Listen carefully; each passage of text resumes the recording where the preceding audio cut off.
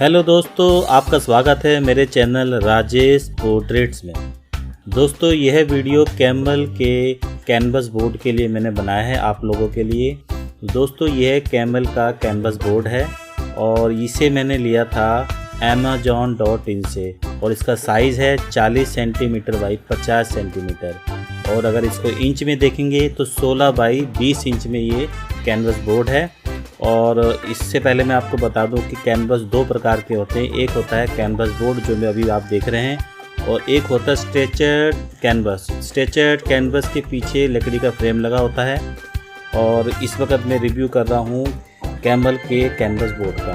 तो दोस्तों, इसकी पन्नी निकाल देता हूं पूरी तरीके से, फिर मैं आपको बताता हूं कि ये दिखने में कैसा है और उसकी फिनिशिंग कैसी है। दोस्तों, ये ट्रिपल कोट प्राइमर इस पर हुआ है और इसकी मोटाई इतनी है, देखेंगे आप। और ये बिल्कुल लाइट वेट में है और इस पर आप oil colour, acrylic colour painting या वाटर कलर से भी पेंटिंग बना सकते हैं।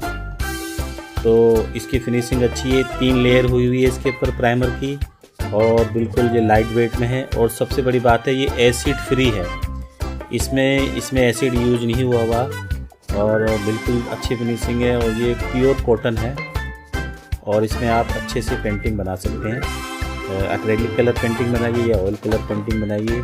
और इसे मैंने लिया था 175 रुपये में amazon.in से।